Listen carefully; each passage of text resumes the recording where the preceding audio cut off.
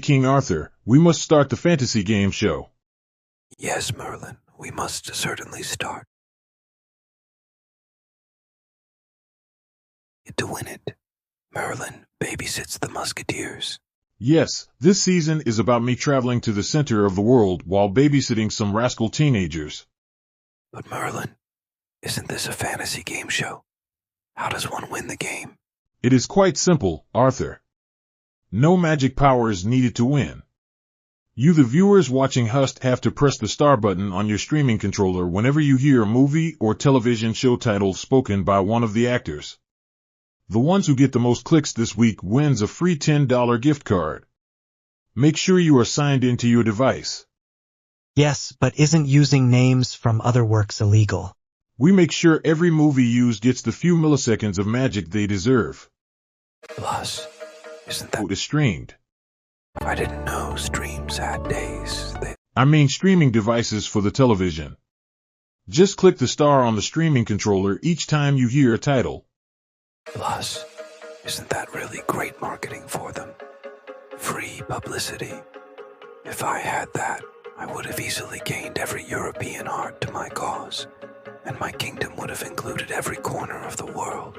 But viewers can only get the prize if they do it on the same day the show is streamed. Wait, that means if someone says our names, King Arthur or Merlin, on the show, I can press the star button, because our names are movie titles. Merlin, Merlin, Merlin, Merlin. Yeah, but if you just sit there and click it continuously throughout the show, you will get disqualified. You better be careful next time, Merlin. I'll be sure to catch you red-handed.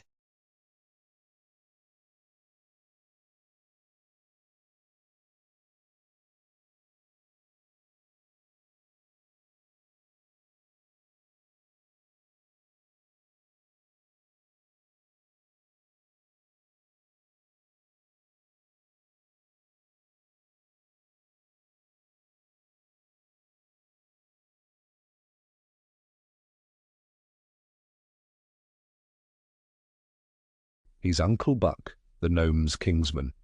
He escaped the jaws of a supposedly tamed tiger. That circus show that came to the Berlin station saw the tiger death of his older brother. He was the client that the Brothers of the Red Sands needed to complete their mission impossible. They were led here by deciphering the Spider Chronicles. Uncle Buck is considered a king who is like an UNCLE to all his subjects. That is why he's always treated with such great respect. Who is this man? My citizens, it has been 70 years since the panic in year 0. During that year, we lost our homeland in the forest by the trick of a con air /a pen biro. Today we witness the birth of a nation. My grandfather and father were kingsmen in exile due to a neighbor's deception, but now my family, the Adams family, has been revived. The refugee camp rules don't apply here where we are. No longer alone in Berlin. We will have national security and interior order through a SWAT force. No longer two. Others will withdraw. This is all due to the Brothers of the Red Sands, to whom I now ask you, citizens, to give them a hand. In the palace cellar, they seek a genie. Let me read you the Spiderwick Chronicles while you eat your zucchini. Find a genie in an old lamp, 3 wishes it will grudgingly grant. You will find it in a lair very damp, where the room has a slightly tilted slant. Beware of the booby traps. If you step on one, make sure you give a loud clap and sing out to the bright Sunday. This will stop the trap. Slash for 13 seconds. Your feet must not take root. You must keep moving around each bend if you wish to receive the loot. It is the labyrinth of a tricky maze that has been created by dangerous minds. So, you better not fall into a sleepy daze, nor let yourself fall too far behind. After a few turns and bends, you can ease the case. It will take desperate measures to cross the final path to the genie on the platform. To make it through, bravery you'll have to embrace. Just remember to go left then right 7 times in the halls as a norm, and to dance with the wolves when you enter the genie's room. To get the genie's lamp will take some real freakonomics. If not careful, you will become fumes. The reward will make you soar like a comet. Guys, I'll have to pass. I wish your entrance I could allay. I will stay home alone in this dream house. then try to act like a sleuth entering a chop house. The brothers of the Red Sands are truly a league of their own. So let's just let them go alone into that maze of moans. Ned, you have an ink heart. Always wanting to depart. We would all love to be in the great outdoors, instead of standing around on the cave's floors. We are going to fight the squid and the whale. So why do you want to bail? Why do you want us to bail? Okay. I'm putting my chips here. Nothing can make me go. And that's clear. Our journey will take us a week.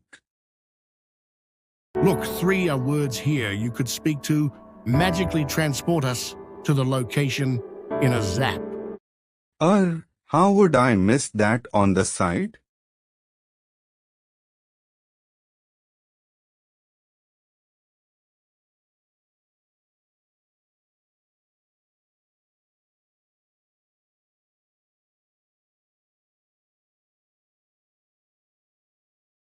I and my brothers are headed towards the Lamp Palace. Baron Wick, will you come with us to assist? And the Musketeers? We could use your help. Of course, let us bring Merlin and his musketeer teens in black. If we all dance and sing the Genie Wish song, then no one should get hurt as we move along. Looks like I finally get to see you dance again. I know this will make me grin. All right, it's time we began. Genie, give me my wish. Form my imagination's span. Let me have the perfect chai. Make me so famous I am always followed by the paparazzi. Save me from this insanity. Let us escape all terrors grim. The day after tomorrow. Let our lives be changed. Or ride along in a great adventure with the African Queen to find the rare purple ferret. Be the transporter to fulfill our happiest dream. Everyone get on all fours and hop from side to side as we move toward the genie. For this is the way the trick is solved. I know, Ned, you're very nervous because we might all die. Ned, to help rest your nerves, why don't you tell us your story of how you got to New Zealand? I know you want everyone to know. The Adventures of Ned Devine, a tale of survival and discovery. Ned looked solemn as he spoke. I was born in Canada during the years of the 7 Years' War into the Micmac Band. My mother was a Beothuk and my father a Micmac of the tribe of Jespijog. My mother left Newfoundland with her parents to live on the coast where they could whale snag. The British had absolutely pushed her people off the coast. During the 7 Years' War, my father died in the Battle of Restigouche by an invading British host. I was too young then to remember what he was like. My mother remarried a Frenchman from Arcadia whose people were also mistreated by those British shrikes. After the British won, my parents always had an opinion towards them of disparage. I have a lot of half-siblings from their marriage. For most of my youth, we lived in a longhouse made of wood and bark. My stepfather later had me join him when he would embark.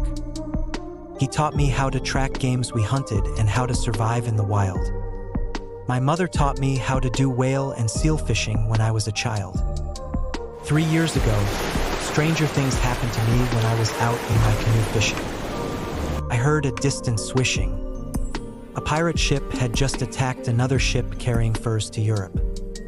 I had just caught a big fish and Begonia, my friend, was helping me bring it in while it chirruped. I watched as the pirate ship was looting and then shot the last witness. The gravity of the missing lives made me realize that anyone might receive a dead reckoning if they were its eyewitness. I knew finding mercy is more than I could endeavor if I were caught. My friend and I gave up our fish as we did not want to receive white death, but the ship started moving toward us at top knot. I could see the pirate ship's name was Kavanaugh QC. I knew we couldn't flee. So, once upon a time in the West, my friend and I were captured by pirates. Ned stopped talking for a while as they heard the flight of the phoenix go waving the sea's smell of borate. Ned resumed. We were brought on board kicking and screaming like we saw the ghosts of Stonehenge. The ship was all a beautiful dark-colored wood of wenge. Ned stopped again as he was split on how to explain what happened next in his life. Ned continued, "The pirate's captain's name was Mr. Holmes, and his helmsman was Azumi, who was his wife. They had a daughter who lived at their Caribbean headquarters in Turks and Caicos named Anababa. My story was just getting started as an assistant dishwasher as we passed the county line and then the colony sea line of Canada." Mohenjo injected, "That must have been a bombshell on your peaceful existence." Ned replied, "Yes, it most certainly brought me a great distance. It was at Turks and Caicos that I and Begonia made our great escape. We found employment on a merchant ship heading toward the Cape. This new crew asked us, 'What's your name?' I told them I was Ned Devine, and they taught me how to play their ship's deck games. Soccer was their favorite pastime. Every week we were paid a dime. That is, just to be the game's refs. We were both given the post of an assistant chef. I enjoyed looking up to see that I could never see the sky's vertical limit. That would be something a random girl in Ontario named Haley Dean would call a Haley Dean mystery, or something Begonia would make a song about if she had a spin it. After our 3 months journey to Cape Horn, we made our cells and went hunting for whales. I knew how to do this very well. In the end, I had the most catches to show. After several weeks, we caught enough and were on our way to sell them in Mexico. But after a month into our trip, a great storm struck us and brought us far out into the Pacific Ocean. We ended up on a Pacific Ocean island after the great storm finished its motion, a journey through survival, betrayal, and new beginnings. We ended up on a Pacific Ocean island after the great storm finished its motion. There we were attacked by a tribe that gave off 23 blasts of their horns. We didn't know that was their way to give us a forewarning. Like saying, "Get off our property or die." The enemy moved with a warlike spry. They spared only the young ones who could be considered children. The rest of the crew faced a cruel end that could only be the result of the greatest human sin. I won't even mention what it was. Just mentioning it brings my mind a horrible buzz. After a year or so there, I found Lucky's treasure in a seashore cove. I knew I had to hide this treasure trove. The 4,400 members tribe would ask me all sorts of questions as if I were on a quiz show. They would have a steak ready by Baca and test to see what I did know. Mohenjo said, "That would be like an incident on the route from my town to Tibet that occurred many years ago when a young man found a treasure and fled on it to escape a tribe's fury since he stole it from their sacred tomb." Ned replied, "Yes, over me constant danger did loom. I named the place where I founded Riverdale and knew it would help me one day in my journey to the west. Meanwhile, I became friends with a later captive named Thelma. She was a nice girl whose parents' ship got lost trying to reach Australia. Her and Begonia became well attached. Over time, I got used to their culture and customs and started to feel more at home. But I never forgot about my real home. After over a year there, we were surprised one day by a visit from Captain James Cook. Captain Cook took us aboard, and when we were there, Thelma taught me how to read an English book. Captain Cook treated us very well. We were his guests on board who were allowed to treat small cups of his Zinfandel. But there was someone angry at me on board. He was Mr. Blandings, the ship's harpsichord player of the giant chord. Then came the night we were docked at New Zealand's shore when I took my next step in life by the envious Mr. Blandings. In my sleep, he drugged me and took me in a sack to be in New Zealand forever stranded. The next morning, I woke up on New Zealand's beach. I was picked up by a tribe of people when they found me when I was about to wake up and still incoherent in speech. Fortunately, Begonia had most of my treasure. For at that moment, they did take me through a seizure. That wasn't such a great good morning call. Then I had my resurrection. Erdegrel village seemed strange as they played their weird game of ball. One was having trouble with the curve kick when I realized I wasn't on the ship anymore. I felt like my head hit a post as I heard them clamoring and saw how they cooked a wild boar.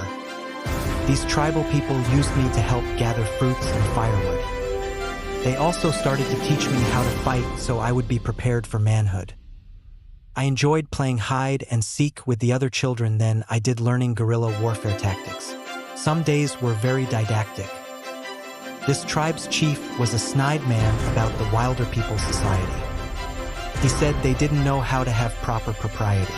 I wandered in the forest towards where they were because I was curious about what the wilders were like. It wasn't difficult for me to sneak out since many in that tribe were apneic. I was watching them from some bushes when the wilder king called out to me, "Boy, you can come out for me to see. You don't have to be afraid." He had such a nice, friendly smile with a countenance that showed great stave. He was the opposite of what the other tribe's chief had said all those months. I and he ate a wild boar lunch. He invited me to become a musketeer in training if I so wished. I was compelled to join him with his kind words and that lunch's tasty dish. More or less, you know the rest about my time there since you joined us a few months after I showed up there. Monologue Bomber. Monologue Bomber. I feel sympathy for you since you had so much to bear. The quest for the water of life. They go by an ancient man who is over 200 years old. His medieval clothes are very shaggy and makes him look like an elderly hippie. He says to himself, "Once I find the water of life in this cave, I'll live forever." Let me tell you a story before we cross Doom's Gate. The King's War began 3 years ago when it acquired a bankrupt income. The royal eunuch advisor was the cause of this financial nightmare. Our king had been a doctrinaire. We royals are all wolves, but our subjects are mostly shikigami spirits. Even though they are still sort of incorporeal beings, because they can eat thorite, the king was exiled after Frankenstein took over the luxurious palace. He renamed the capital Frankenstein City out of severe callous. He had a force of witches that pushed all us werewolf royalties out into exile.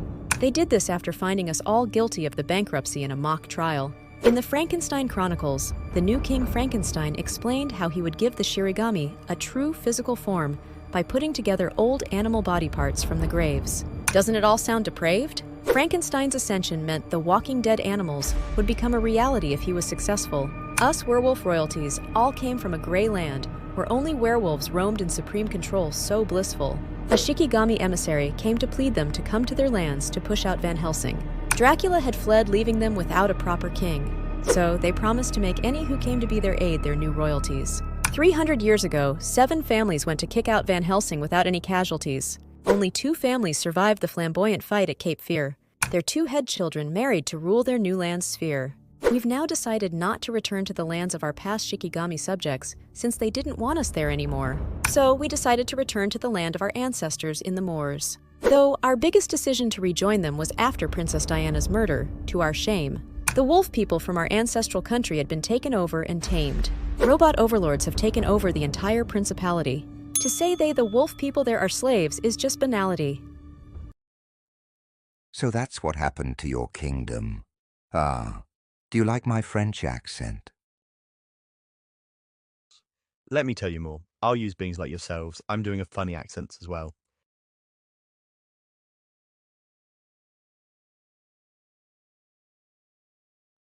Whoa. Whoa. I want to see some dancing here, so we'll have to wait until next season to see it. Next season comes this June. Looking forward to having you join us then. Oh yes. Maria Gonzalez of Mexico City was the winner who got the most film titles. Congratulations! Hope you enjoy your gift card. Round of applause to Dan and Timothy for acting well done this season. If you like this series but want more episodes next season, let us know or give us likes.